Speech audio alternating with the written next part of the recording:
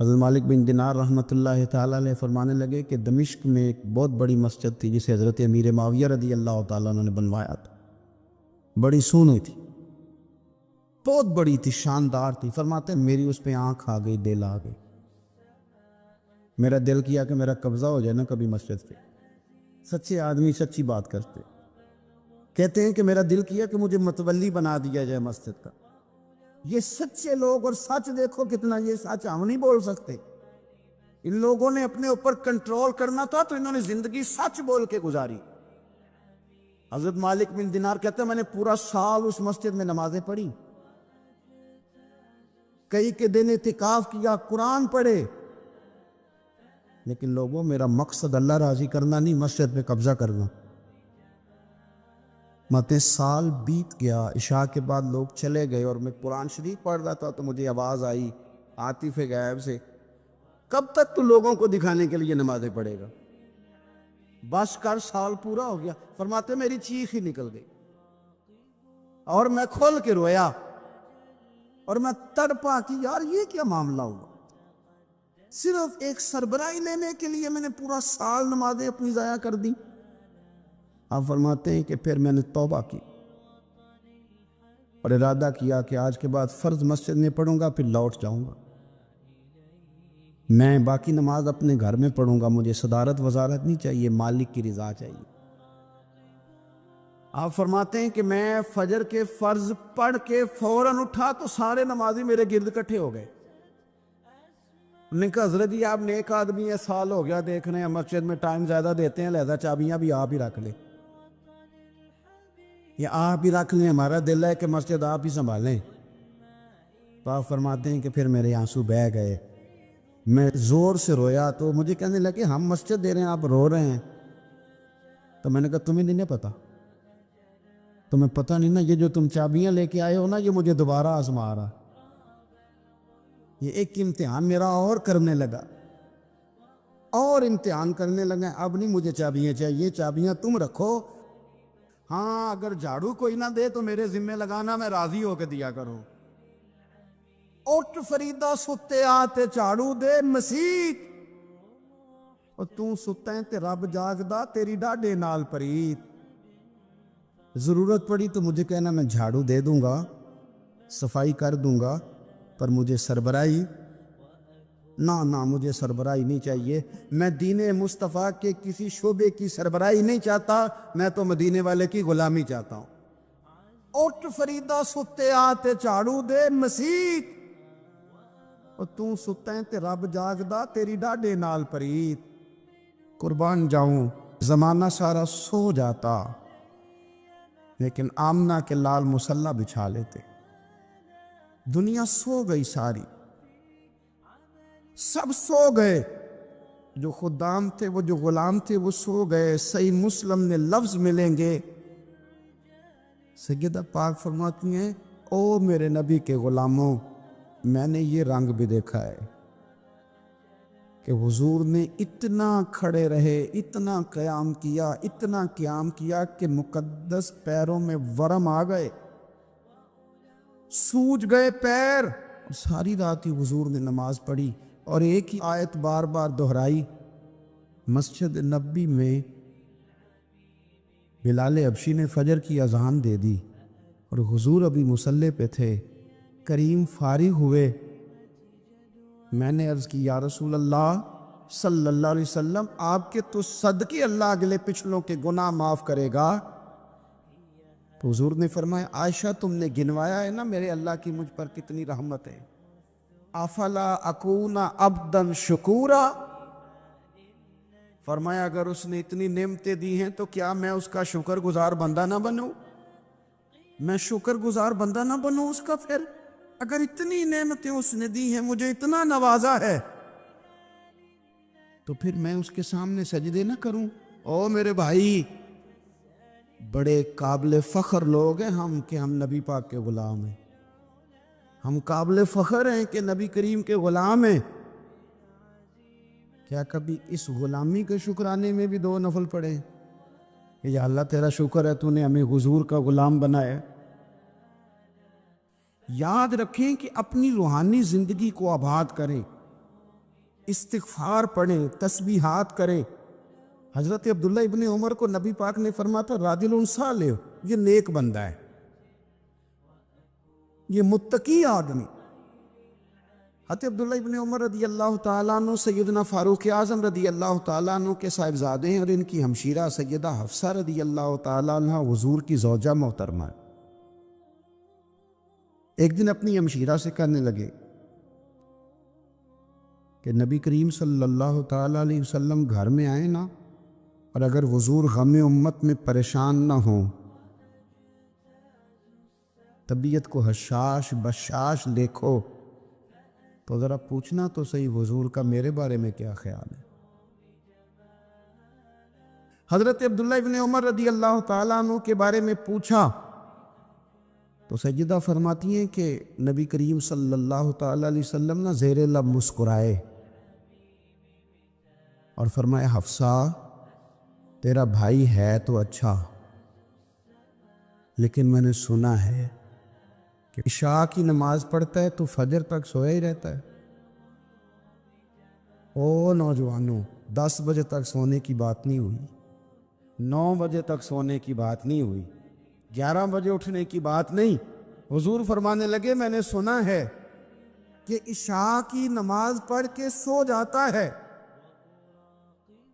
اور فجر تک سویا ہی رہتا ہے، اسے چاہیے کہ تہجد کے وقت اٹھا کرے، اللہ کی بارگاہ میں حاضر ہوا کرے، آہوزاری کرے، سجدے کرے، عبادت کرے۔ اٹھتا ہے اور فجر میں جا کے اٹھتا ہے۔ حضرت جناب حفصہ رضی اللہ تعالیٰ عنہ کہتی ہے میں نے جناب عبداللہ ابن عمر کو پیغام دیا اور میں نے کہا میرے جوان بھائی سون۔ نبی پاک نے فرمایا ہے تو اچھا پر تہجد میں نہیں اٹھتا، نفل نہیں پڑھتا۔ او میری ملت کے جوانوں، مزہ نہیں آ جاتا جب ساری دنیا سوئی ہو، ساری دنیا، اور بستر بھی گرم ہو اور نیند بھی پورا غلبہ کر رہی ہو، اور اچانک گھنٹی بجے دماغ میں، آنکھ کھلے، گھڑی پہ نظر پڑے، 3:30 4 بجے کا پیغام گھڑی بتائے، اور کوئی چڑھتی جوانی والا اٹھ کے وضو کرے، اور جب وہ مصلی کھول کے بچھائے تو مدینے والے محبوب کہتے ہیں کہ ہر نماز پہ رب ثواب دیتا ہے، اور جو اٹھ کے تہجد کی نماز پڑھے اسے دیکھ کے تو رب مسکراتا ہے، جو اس کی شان کے لائق ہے، جو اس کی شان کے لائق، وہ مسکراتا ہے، خوش ہوتا ہے کہ میرا بندہ تہجد میں اٹھ گیا، وہ مسکراتا ہے۔ کاش ہماری صبحیں کبھی اپنے مالک کے نام ہو جائیں۔ رسول کائنات نے فرمایا، رب کریم فرماتا ہے جب میرا بندہ ہاتھ اٹھاتا ہے نا تو مجھے حیا آتی ہے کہ میں خالی کیسے لوٹا دوں اس کے۔ اتنے بڑے بادشاہ کی بارگاہ میں اپنی روحانی زندگی آباد کریں، اپنے مصلی کو وقت دیں، اور دنیا سے چھپ کر اس موبائل کو بند کر کے، اور اپنے آپ سے بھی چھپ کے اور تنہا ہو کے، چھپا کے سارا کچھ، اپنے آنسو اپنے رب کی بارگاہ میں پیش کریں، اس کے حضور حاضری دیں۔ سنو نا ترمذی کی حدیث، اور اسے یاد رکھنا، نبی پاک علیہ السلام نے فرمایا اپنے دکھ لوگوں کے سامنے نہ بیان کرتا، سیٹھوں نوابوں کو نہ بتاتے پھرتا، دنیا داروں کے سامنے جا کے نہ رونا کہ میں تکلیف میں ہوں، فرمایا اگر دنیا داروں کو دکھ بتاؤ گے رب تمہیں کبھی غنی نہیں کرے گا، اور لوگ ہیں کہ الٹا مذاق اڑائیں گے۔ آپ کی جس سے بڑی پکی یاری ہے نا، پکی، لوگوں کی تعلقات آپ کے ساتھ تب تک ہیں جب تک آپ ان سے کوئی ضرورت وابستہ نہیں کرتے۔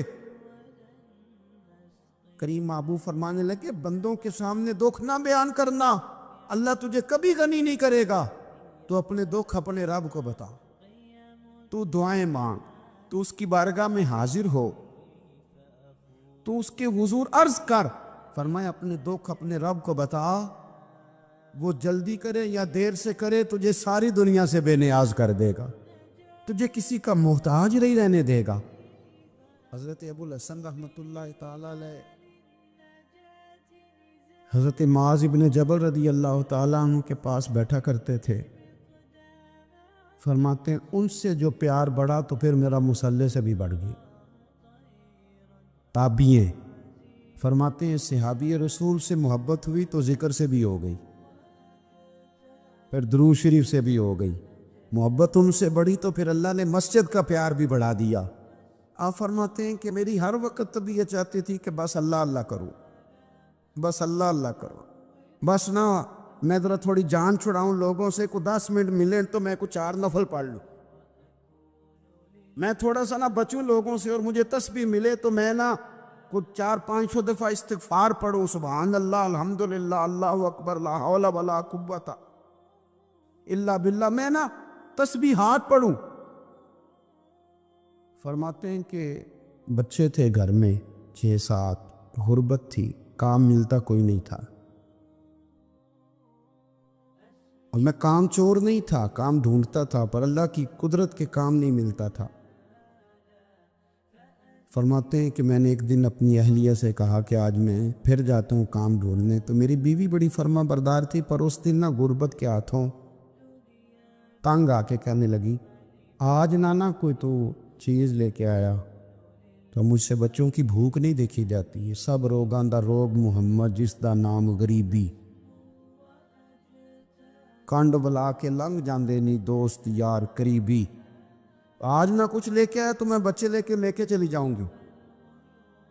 شیخ فرماتے ہیں کہ میں بڑا پریشان گھر سے نکلا، پر میں نے صبح سے لے کے زور تک کام ڈھونڈا، کام ملا کوئی نہیں.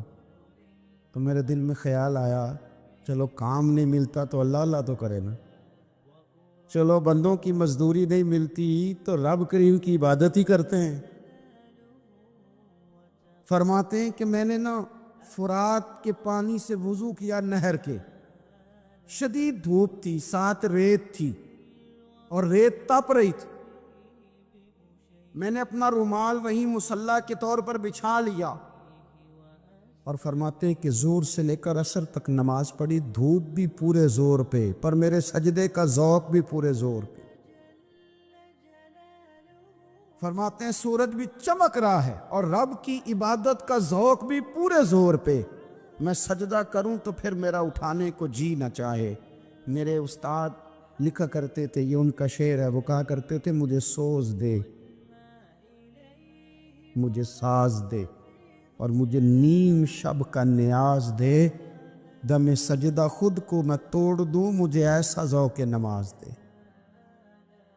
اور میں تیری بہار کا پھول ہوں، میں کھلا بھی ہوں تو تیرے لیے، مجھے میری شاخ سے توڑ لے، مجھے اپنی زلف کا ناز دے. بھائی فرماتے ہیں کہ عصر تک میں نے نفل پڑھے، دل ڈھلنے لگا، عصر کی نماز پڑھی اور میں وہاں سے چلا. اب میں جب نکلنے لگا تو دل میں خیال آیا کہ چھوٹی چھوٹی دیواریں ہیں گھر کی، بغیر کچھ لیے جاؤں گا تو بیوی دور سے دیکھے گی تو شور کرے گی کہ پھر خالی ہاتھ آ گیا ہے. کہتے میں نے اپنی اسی رومال میں جس پہ میں نے نماز پڑھی تھی نا، رومال میں کیا دے پنجابی جسافہ کہتے ہیں، اسی میں نا میں نے کچھ ریت بھر لی کہ وہ دور سے دیکھے گی تو سمجھے گی کچھ لے کے آیا ہے. چلو جا کے اسے بتا دوں گا کہ آج پھر مزدوری نہیں ملی. کہتے ہیں وہ ریت لے کر جب میں گھر میں گیا تو پہلے بیوی دروازے پہ کھڑی ہوتی تھی، پوچھتی تھی خالی ہاتھ آ گئے ہو؟ آج میں نے دیکھا تو ہے ہی کوئی نہیں. فرماتے ہیں میں اندر داخل ہوا، سلام لیے، کونے میں نے وہ رومال رکھ دیا اور میں نے آواز دی کہ بھلی مانس کہاں ہو؟ تو وہ کہنے لگی آپ منہ ہاتھ دھو لیں، میں روٹی لے کے آئی. میں نے کہا روٹی کہاں سے آ گئی؟ یہاں تو کئی دنوں کے فاقے ہیں، تو کئی دنوں کی غربت ہے، یہاں تو اس گھر میں تو فقیری ہے. فرماتے ہیں کہ وہ روٹی لے کے آئی اور اس وقت کی جو موجودہ نعمتیں تھیں، سمجھ لے سلاد اچار ہر چیز ساتھ لائی. میں نے کہا کہ بچے کہاں گئے؟ کہنے لگی وہ کھانا کھا کے کھیلنے گئے، آپ کھانا کھا لیں آ جاتے. کھانا اس نے چن دیا. میں نے حیرت انگیز لہجے میں ساری نعمتیں اپنے دسترخوان پہ دیکھ کر کے بیوی سے پوچھا یہ کہاں سے آیا کھانا، بچوں کو تو نے کہاں سے کھانا کھلایا، یہ سارا کچھ کیسا ہے؟ کہنے لگی پتہ نہیں آج آپ کس کریم کی مزدوری کرنے چلے گئے تھے، پتہ نہیں کس کریم کی، میرے گھر میں تو اتنی نعمتیں آئی ہیں کہ مجھ سے سنبھالی نہیں جا رہی، اتنا اناج ہے، اتنا گندم ہے، کس کریم کے دروازے آج چلے گئے تھے؟ یہ کہتے کہتے وہ اٹھی اور اٹھ کر کے کہنے لگی پہلے ہی بڑا کچھ آیا تھا، اب کیا لے آئے ہو؟ اور جا کر کے نا اس نے وہ ریت والا رومال کھولا، کہنے لگے میں تو لے کے آیا تھا ریت، تو میرے رب نے اسے بھی سونے اور ہیرے بنا دیا تھا۔ کہ میرے نبی پاک صلی اللہ تعالیٰ علیہ وسلم نے فرمایا ہر چیز اپنے رب سے مانگ، ہر چیز مانگ، ہر چیز مانگ۔ یا رسول اللہ کیا کچھ؟ میرے محبوب نے فرمایا تیرے گھر میں نمک بھی ختم ہو جائے تو وہ بھی اپنے رب سے مانگا کر، تو مانگنا وہ تجھے دے گا، تو اس کی بارگاہ میں کشکول طلب دراز تو کرنا۔ ایک بزرگ فرماتے میں نے دعا مانگنے کا طریقہ اپنی بیوی سے سیکھا، دعا مانگنے کا طریقہ اپنی، سیکھنے والے تو اپنے بچوں سے بھی سیکھ لیتے ہیں، سیکھنے والے تو ہر ایک سے سیکھتے ہیں۔ وہ کہتے ہیں میں نے دعا مانگنے کا سلیقہ اپنی بیوی سے سیکھا ہے۔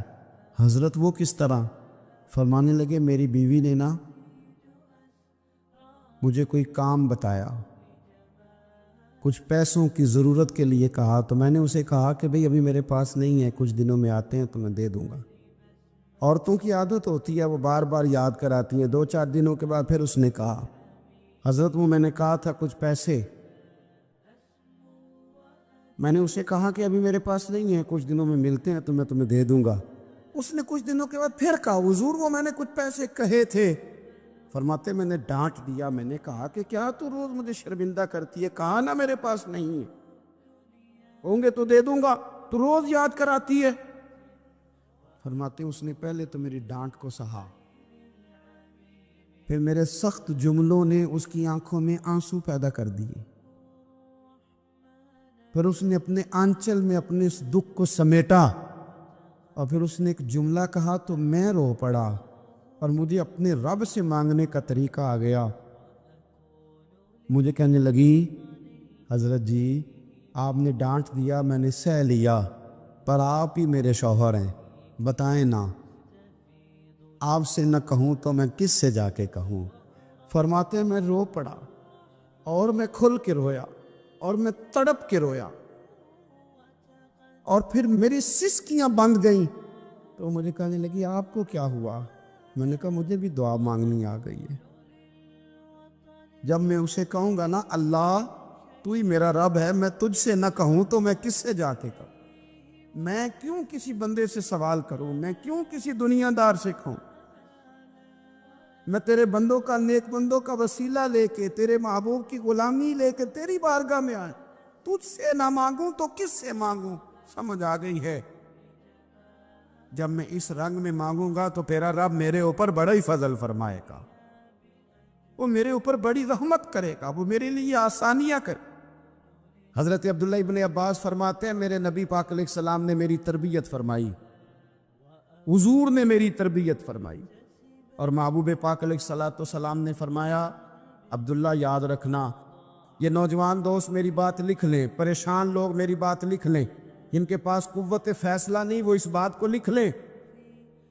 حضرت عبداللہ ابن عباس فرماتے ہیں میرے نبی پاک علیہ السلام نے مجھ سے فرمایا تھا عبداللہ سن، اگر ساری دنیا مل کے تیرا کوئی نفع کرنا چاہے، کر نہیں سکتی جب تک میرے رب کی رضا نہ ہو، اور فرمایا ساری دنیا مل کے تیرا کچھ بگاڑنا چاہے تو عبداللہ بگاڑ نہیں سکتی جب تک رب کریم کی حکمت کا تقاضا نہ ہو۔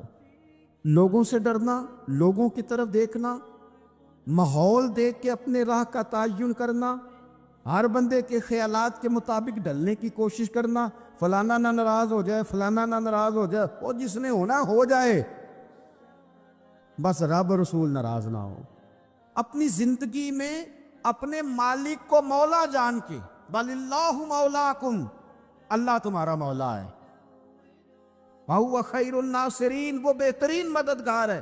توجہ جب بھی کریں رب کی جانب کریں، اپنے دل کا قبلہ درست رکھیں، سوچوں کے زاویے سیدھے رکھیں۔ میرے بھائی، مالک جب بندوبست کر دے نا، جب مالک بندوبست کرتے ہیں پھر ایسا بندوبست کرتا ہے کہ لوگوں کے پاس نا چارہ نہیں رہتا۔ حضرت مریم رضی اللہ تعالی عنہا پاک باز تھی، مسجد میں رہی تھی، پر مالک کی حکمت کے تقاضے بڑے عجیب ہیں نا۔ پھر جناب مریم کو اللہ تعالیٰ نے بغیر شوہر کے اولاد عطا کر دی۔ یہ بات یہ ایسی تھی، وہ کسی نے کہا تھا کہ مخلوق تو فنکار ہے اس درجہ کے پل بھر میں سنگے در کعبہ سے بھی اصنام تراشے، تم کون ہو کیا چیز ہے داغے کبابی، لوگوں نے تو مریم پہ بھی الزام تراشے۔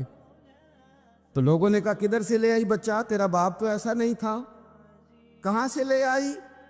اللہ کرے میں آپ کو سمجھا سکوں، ذرا اپنے آپ کو وہاں کھڑا کریں کہ ایک پاک باز عورت، پاک باپ کی بیٹی، طیب ماں کی بیٹی، اور اللہ کے گھر میں پرورش پانے والی خاتون، ایک وہ وقت اور ایک یہ وقت کہ اس عورت کو کٹہرے میں کھڑا کر کے پوچھا جا رہا ہے کہ معاذ اللہ تیری گود میں بچہ جائز نہیں ہے، کہاں سے لائی ہے؟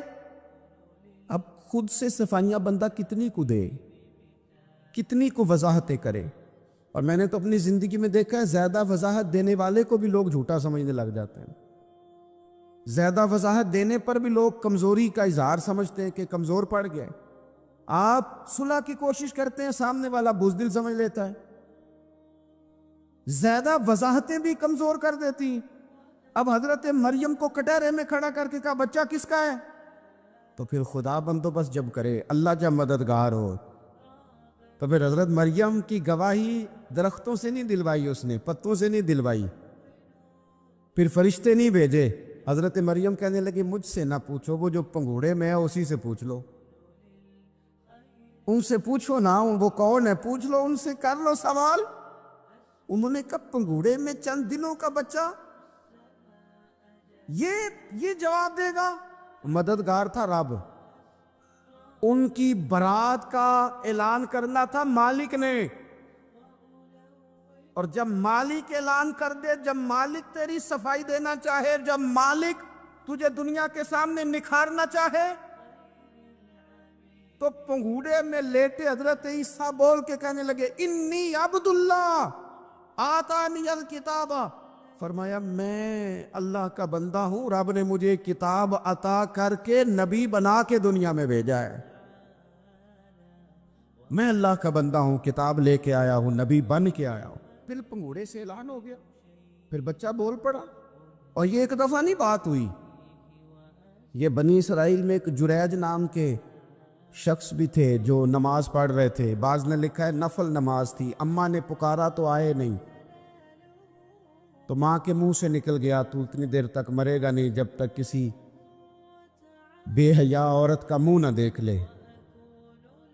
تو وہ عبادت گزار تھے، لیکن لوگوں نے ان کی عبادت، ریاضت، پرہیزگاری کو نہیں دیکھا، بس ایک عورت کو بھیج کے الزام لگوا دیا۔ وہ عورت آیا جایا کرتی تھی، اب آ جاتی ہیں عورتیں، مسئلہ پوچھنے کی نیت سے بھی آ جاتی ہیں۔ ماحول میں کچھ جگہ ایسی بھی ہیں جہاں عورتیں دم کرانے کے بہانے آ جاتی ہیں۔ وہ خاتون آتی جاتی تھی، اس خانقاہ پہ آستانے پہ، یہ بخاری میں موجود ہے، پر اس نے کہا میری گود میں جو بچہ ہے یہ انہی کا ہے۔ مجھے بتائے کیسے بندہ وضاحت دے؟ حالات خراب ہو گئے، لوگ کٹیا جلانے لگے، ماحول اور طرح کا بن گیا۔ میرے نبی پاک علیہ الصلوۃ والسلام فرماتے ہیں پھر اس رب کے بندے نے کہا مالک تو کریم ہے،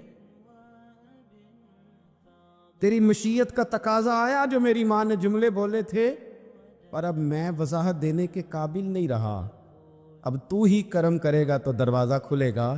تو وہ چند دنوں کا بچہ پنگوڑے میں بول کے کہنے لگا میں اس درویش کا نہیں، میں تو فلانے چرواہے کا بچہ ہوں، وہ جو بکریاں چراتا ہے۔ رب کی مدد کو پکاریں، اپنے ساتھ اپنے مالک کی مدد کو شامل کریں، تھوڑے رزق پر بھی گزارا اچھا ہونے لگ جائے گا۔ سارے لوگ آپ کو گرانے کی تدبیریں کر رہے ہوں گے اور مالک آپ کو عزتیں عطا فرما دے گا، اس کی بارگاہ سے حکمت کا تقاضا اور ہو جائے گا۔ ہم نے ساری زندگی لوگوں کو راضی کرنے میں گزار دی، ساری زندگی بڑھاپا آ گیا بچوں کو پالتے، اور بچوں نے آخری عمر میں کہہ دیا ابا اگر کوئی ڈھب کا کام کر لیتے تو آج ہمارے دن بھی پھر نہ جاتے۔ ساری زندگی گزار دی بہن بھائیوں کو راضی کرنے میں، ساری زندگی گزار دی ذمہ داریاں اٹھانے میں، ان کو 99 دفعہ دیا، ایک دفعہ نہیں دیا تو انہوں نے کہہ دیا تو نے تو کبھی دیا ہی نہیں، تو تھا ہی نہیں۔ ساری زندگی محلے داروں علاقے والوں کو راضی کرنے میں گزار دی۔ اور میں نے ایسے لوگ بھی دیکھے دین کے لیے وقت گزارا، لیکن جب بڑھاپے میں دانت کام نہ کرتے تھے تو وقت کے مفتیوں کو بھی مسجدوں کی کمیٹیوں نے کہہ دیا اب آپ کی سمجھ نہیں آتی، ہم نے خطیب کو اور رکھنا ہے، نہ دیکھو دنیا کی طرف، دنیا رلا دیتی ہے، نہ راضی کرو بندوں کو، بندے تھکا دیتے، نہ پیچھے بھاگو ہر وقت دنیا داروں کے، یہ انسان کو کمزور کر دیتے ہیں۔ وہ تو کریم ہی بڑا ہے، 2 آنسو زمین پر بعد میں گرتے ہیں، بندے کے گناہ سارے پہلے معاف فرما دیتا ہے۔ اللہ کی مدد کا حصول، اپنے مالک کی مدد کی طرف بڑھنا، آپ کو بدر کی جنگ بھی یہی درس دے گی، آپ کو احد کا میدان بھی یہی سبق دے گا، فتح مکہ بھی یہی سبق دے گا۔ میرے دوستو، جب رب مدد فرمائے، جب اللہ مددگار بنے، دوستوں سے ایک بات اکثر کرتا ہوں، میں کہتا ہوں کہ جتنے درد سے آپ امیر کو اپنی کہانی سناتے ہیں نا، اور جس طرح آپ کے آنسو بات کرنے سے پہلے گر جاتے ہیں کہ غریب ہیں، بچیاں ہیں، کاروبار نہیں، او میرے سنگیو، اس سے آدھے آنسو اپنے رب کی بارگاہ میں بکھیرو، اس کے حضور عرض گزار ہو جاؤ، اس سے طلب کرو۔ ایک وقت انسان پر زندگی میں ایسا آتا ہے کہ اسے یوں محسوس ہوتا ہے کہ میرا سایہ بھی ذرا سا پیچھے ہٹ گیا ہے، اسے یوں لگتا ہے کہ میں کسی سہارے پہ ہاتھ ڈالتا ہوں تو وہ بھاگ جاتا ہے مجھ سے، لیکن مالک کی بارگاہ ایسی عظیم بارگاہ ہے، رب رسول کے آستانے اتنے بڑے ہیں کہ آپ جب وہاں کشکول طلب دراز کرتے ہیں تو جھولی پھیلانے میں دیر لگتی ہے، ان کو بھرنے میں تو کوئی دیر نہیں لگتی۔ ہم نے اپنا سوچ کا قبلہ ہی دنیا کو بنا لیا ہے۔ یہ جو اللہ والوں کی مدد ہے یہ تو ہے نہیں، اللہ ہی کی مدد ہے، لیکن یہ جو سیٹھوں کی طرف توجہ کرنا، نوابوں کی طرف توجہ کرنا، دنیا داروں کی طرف توجہ کرنا، اور اپنا مزاج اس طرح کا بنا لینا، یارو گردن کو جھکا دیتا ہے خیرات کا پتھر، جہاں میں مانگنے والوں کے سر کبھی اونچے نہیں ہوتے۔ اور اقبال کہتے ہیں غیرت ہے بڑی چیز جہانے تگ و دو میں، پہناتی ہے یہ فقر کو تاج سردارا۔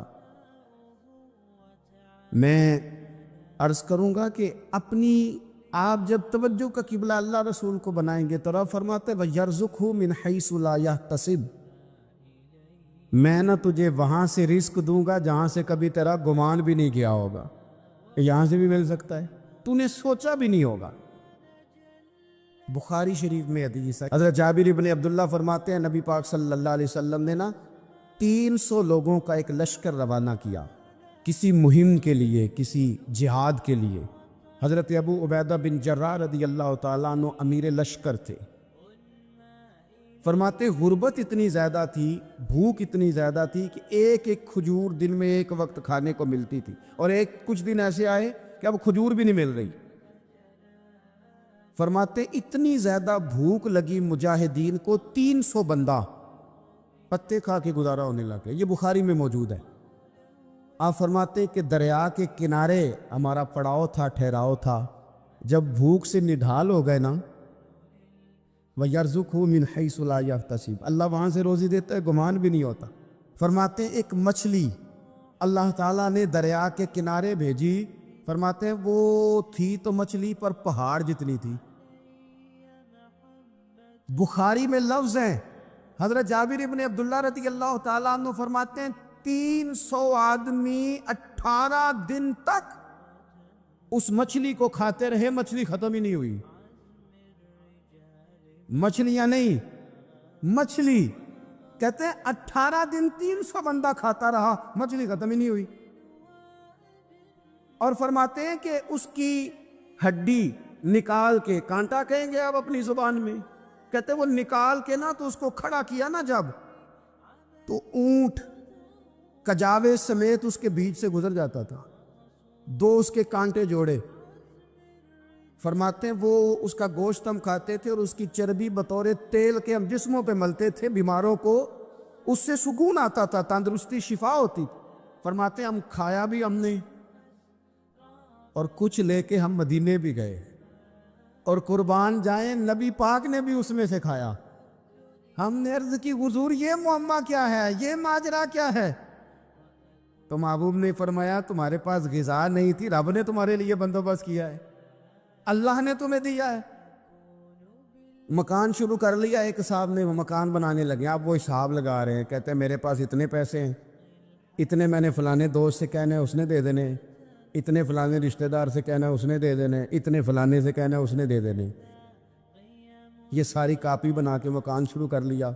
جو روز کہتا تھا نا کوئی حکم ہو جاتے 10 سب سے پہلے اس کو کہا میاں پیسے چاہیے دین. وہ کہندا ہو کل ہی منڈا ٹوریا ہے، کدے تو پرسوں 10 تے لب جانے سن. میں آپ کو اپنے تجربے کی بات بتا رہا ہوں. یہ لوگوں کا خیال ہوتا ہے نا کہ آپ سٹارٹ کریں فلانا کام، ہم آپ کے ساتھ ہیں. اللہ کا ہی کوئی نظام ہے، وہ بالکل بھی نہیں ساتھ ہوتے. لیکن ایسا نہیں ہے کہ کوئی ساتھ نہیں ہوتا. اللہ تعالیٰ بڑے اسباب پیدا کرتا ہے، وہاں سے دیتا ہے جہاں سے گمان بھی. ہمارا یہ ذہن بن جاتا ہے ہم ساری اپنے حساب سے چلتے ہیں، اتنے رشتہ داروں سے، اتنے کون آپ کے ساتھ چلے گا؟ سوال ہی نہیں پیدا ہوتا. یہ سارے کام چھوڑ کے سب سے پہلے 2 رکعتیں پڑھو، اپنے رب کی بارگاہ میں، رسول کائنات کی بارگاہ میں گزارشات اور استغاثے پیش کرو، وہاں سے خیر طلب کرو. دنیا دار کیا دیں گے، کیا دے سکتے ہیں، کیا حیثیت ہوتی ہے کسی؟ اللہ کہتا ہے وہاں سے دوں گا. تو جو اللہ مال دے وہ لینا چاہیے کہ رشتہ داروں کا مال دیکھنا چاہیے؟ جو اللہ دے وہ لینا چاہیے کہ سیٹھوں نوابوں کی جیبیں دیکھنی چاہیے؟ جو اللہ دے وہ قبول کرنا چاہیے یا دیکھنا چاہیے کون سا آدمی کہاں پہنچ گیا؟ چھوڑو، اپنی مٹی پہ چلنے کا سلیقہ سیکھو. کسی کے سنگ مرمر پہ چلو گے تو پھسل جاؤ گے. مدد اللہ سے چاہیں، اپنی توجہات کا مرکز رب رسول کی ذات کو بنائیں، پھر آپ محسوس کریں گے کہ بڑی جلدی اللہ تعالیٰ کی مدد آنے لگی ہے. کبھی آپ صرف کہہ دیں نا میرا رب میرے ساتھ ہے، اس لفظ میں اتنی طاقت ہے کہ دشمن ویسے زہر ہو جاتا ہے. زندگی میں کسی سے بھی لڑائی ہو، اچھی طرح سوچ لیں کہ اللہ اس طرف ہے یا اس طرف ہے. اگر آپ زیادتی پہ ہیں تو پھر رب مظلوم کی جانب ہے. اگر اللہ کی مدد آپ کے ساتھ ہے تو دنیا کی کوئی طاقت آپ کو گرا نہیں سکتی. اور اگر آپ مظلوم کے مقابلے میں ظالم بن کے آپ کھڑے ہو گئے ہیں اور آپ نے رویہ وہ اختیار کیا ہے کہ جس میں مدد نہیں آئے گی، تو پھر یاد رکھ لیں کہ آپ کوئی بھی ہیں، کہاں بھی ہیں، آپ کمزور ہیں. طاقتور تھے ابتدائے اسلام میں، ظاہری طاقت تھی کفار مکہ کے پاس، وہ ڈنڈوں سے مارتے تھے غریبوں کو، ان کے ہاتھوں میں ڈنڈے تھے، پر خدائی طاقت ان مظلوموں کے ساتھ تھی. صاحب زرقانی نے لکھا ہے حضرت زنیرہ رضی اللہ تعالیٰ عنہ ایک لونڈی ہیں، غریب ہیں، ماڑے دا کی کام محمد نس جانا یا رونا. غریب سادی بی بی اور لونڈی کنیزہ، ایک مشرک کی کنیزہ تھی، انہوں نے کلمہ پڑھ لیا. وہ ڈنڈوں سے مارتا، دروں سے مارتا، تکلیف دیتا. حضرت زنیرہ رضی اللہ تعالیٰ عنہ کو اتنا مارا، اتنا مارا. اب آپ ایک اور پہلو پر بھی غور کریں، مار بھی پڑ رہی ہے پر خدا ادھر ہی ہے، اللہ کی مدد ادھر ہی ہے. رب کہتا ہے کہ پہلے تو صبر کرنا، ان اللہ مع الصابرین، تو صبر کرے گا تو پھر رب کی معیت ملے گی. ذرا ٹھہرنا، تو تھوڑا ڈٹنا. ان الذین قالوا ربنا اللہ ثم استقاموا تتنزل علیہم الملائکہ. تو کہے اللہ میرا رب ہے، پھر تو پہلے ڈٹ.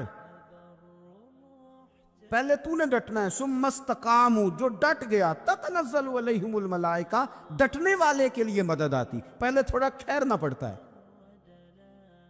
پہلے تھوڑا صبر کرنا پڑتا ہے, حوصلہ کرنا پڑتا, اس کے بعد مدد آتی. مار پڑ رہی ہے, مارا جا رہا ہے. حضرت زنیرہ کو ان کا مالک جو ہے ظاہری آقا وہ مار رہا ہے. یہ کنیزہ ہے, اتنا مارا ان کی بینائی چلی گئی, نظر آنا بند ہو گیا. ابو جہل آیا اور کہنے لگا زنیرہ دیکھا نا ہمارے بت تیری آنکھیں لے گئے, معاذ اللہ, لات و منات ہمارے بتوں نے تجھے اندھا کر دیا. اب ایسا نہیں ہے کہ بی بی روتی جا رہی ہے, مایوسی, معاذ اللہ, پریشانی, غریبی بڑی ہے, پوچھنے والا کوئی نہیں. یہ باتیں نہیں. کیا جملے ہیں خاتون کے, کیا لفظ ہیں. ابو جال نے تنزیہ کہا, معاذ اللہ, کہنے لگا دیکھا نا ہمارے بتوں نے تجھے اندھا کر دیا. تو جناب زنیرہ آنکھوں کی بینائی گئی ہے, رات کو گئی ہے, دکھ ابھی تازہ ہے, لیکن اللہ پہ جو توکل ہے, اپنے مالک سے جو رشتہ ہے وہ اتنا مضبوط ہے, اتنا طاقتور ہے, اس میں اتنی گہرائی ہے کہ حضرت زنیرہ بول کے نا اتنی قوت سے بولی, اتنی طاقت سے بولی کہ پورے کفر پر لرزہ طاری ہو گیا. فرمانے لگی تمہارے پتوں کی کیا اوقات ہے کہ وہ میری بینائی لے جائیں. یہ میری رب کی حکمت کا تقاضا ہے. جب تک اس نے چاہا زنیرہ دیکھتی رہی, اور جب اس نے چاہا زنیرہ کی آنکھوں کی بینائی چلی گئی, اور اگر وہ چاہے گا نا تو بینائی واپس بھی کر دے گا. اگر ہو ذوق یقین پیدا تو کٹ جاتی ہیں زنجیریں, اگر وہ چاہے گا تو بینائی آ بھی جائے گی. حضرت زنیرہ نے رات کو یہ لفظ کہے, ابو جال اور سارے کفار ڈر کے سن کے چلے گئے. آپ اطمینان سے آ کے بستر پہ سوئی. جب سویرے اٹھی تو اللہ نے آنکھوں کی روشنی واپس کر دی تھی. آنکھوں کی اب چھڑی پکڑی ہے, بازاروں میں گھومتی ہے, کہتے ہیں بلاؤ کدھر ہے تمہارے لات و منات, دیکھو میرے رب نے روشنی واپس کر دی. آ کر میرے ساتھی ذرا ستم کر ہنر آزمائیں, تو تیر آزما ہم جگر آزمائیں.